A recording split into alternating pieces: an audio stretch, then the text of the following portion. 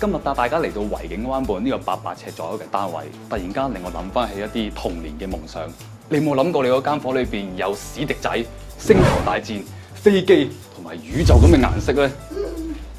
有冇諗過啊？唔使諗啦，一齊入去睇下啦！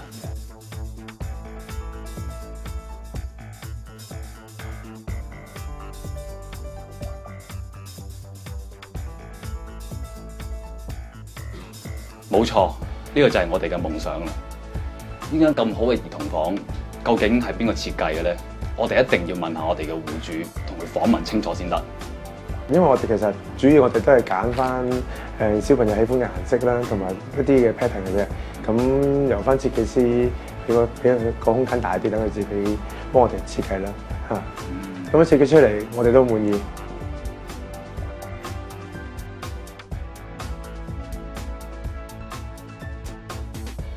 既然啱啱講到小朋友房咁精彩，當然要入去睇過究竟先啦。由走廊行入去，左手第一間就係戶主仔仔嘅宇宙房啦。由於地方空間有限，設計上有一半部分向高空發展。就以呢個床架為例，下層擺放衣服嘅衣櫃，上層就係睡床。同時，床架嘅另一邊仲伸延出一個長形書台，配合埋原有房間嘅窗台設計，充分利用自然光投射向書台嘅位置，絕對考慮到小朋友嘅生活。仲有各式各樣小朋友喜歡嘅造型同埋設計，仔仔佢咁中意間房，又點捨得走啊？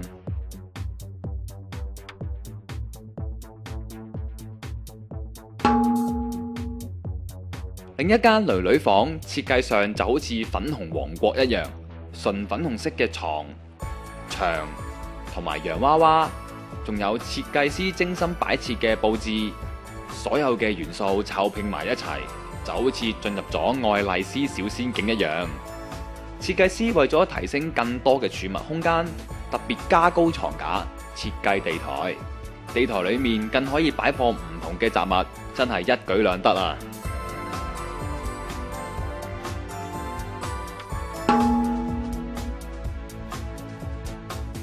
原來地台嘅設計，同時亦都應用喺主人房裏面。比起囡囡房嘅分別就係，主人房裏面嘅設計近乎大部分都加建咗地台，為嘅就係提升主人房裏面嘅儲物量。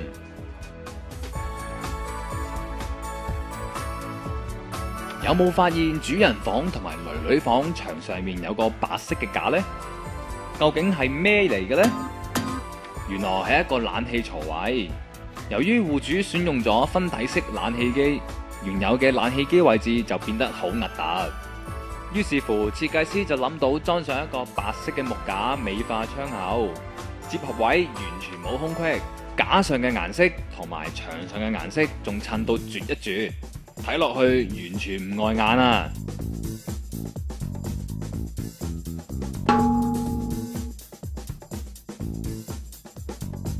最後出返嚟客廳，設計師符合戶主嘅要求，將實用同埋美感都放入呢個設計裏邊。例如將玻璃貼喺牆櫃表面，再喺玻璃上面貼上 wall sticker， 增加美感，既有空間感，牆櫃又實用，實在一舉兩得啊！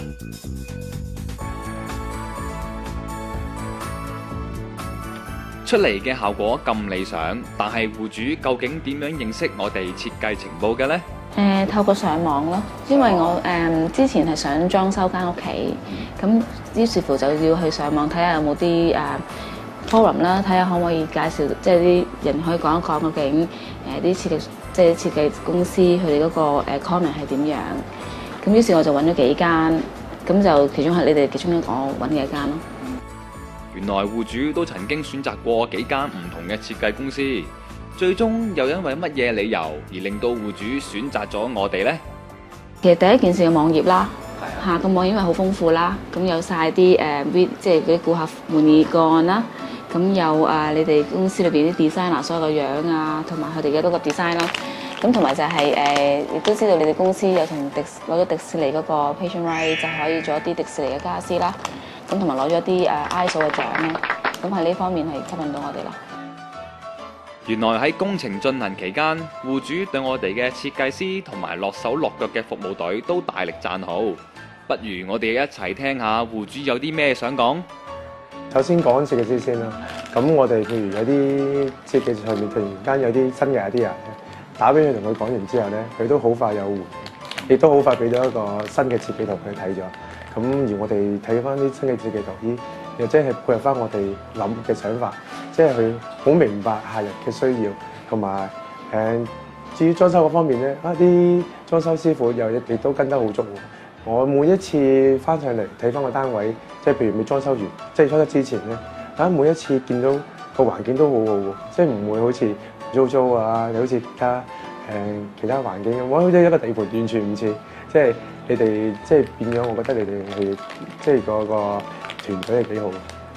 我亦都有介紹俾啲朋友，俾設計師張卡片俾佢哋，佢哋都問咗我攞，咁就都有好幾個咁樣嚇。將小朋友嘅兒童王國帶入屋企，而又冇失去實用嘅特點，連拍攝嘅過程裏邊，小朋友都玩得咁開心，唔怪得知連戶主都話未來嘅裝修都會揾翻我哋啦。非常滿意。